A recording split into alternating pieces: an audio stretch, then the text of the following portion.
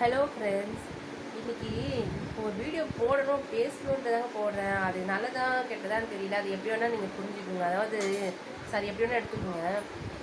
நான் இன்ஸ்டாவில் பார்த்துக்கிட்டே வரேங்க. ஏதோ ஒரு டெய்லி எப்பயாவது இன்ஸ்டா பார்த்துக்கிட்டு தான் வருவேன். இந்த கிளவிங்க இருக்குதுங்க பாருங்கள்.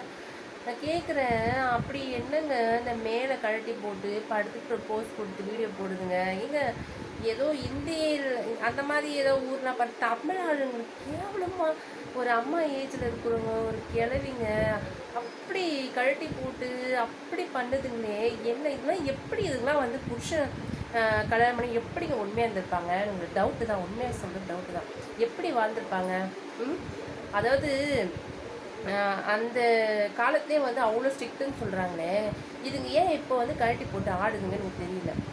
நடுத்தர வயசு 40 வயசுக்குள்ளே இருக்க பெண்மணிகளே பார்த்தீங்கன்னா அதுங்கள்ட்டேன் அவங்களே வந்து பார்த்தோன்னா அந்த அளவுக்குலாம் வீடியோ போடலை. ஆனால் போடுறாங்க, ஒரு சில ஜென்மங்கள் போடுதுங்க, போடுறாங்க. அதாவது பார்க்கவே முடியல, சகிக்க முடியலாம் போடுதுங்க. அது சம்பாதிக்கிறது காமிக்கிறதுங்க, சரி வயசு ஏதோ போடுங்க. இந்த கிழவிக்கு என்ன வீடு வந்து காடு போகுதுன்னு பழமொழி சும்மா சொன்னாங்க. அந்த மாதிரி இருக்க வயசு கிழவிங்களாம் கழட்டி விட்டு போஸ்ட் போட்டு இந்த மாதிரி ஒரு நல்ல ஒரு மாதிரி அப்படியே ரொமான்டாக செக்ஸியாக அந்த மாதிரி டான்ஸ்லாம் அப்படியே பக்காவாக போடுதுங்க.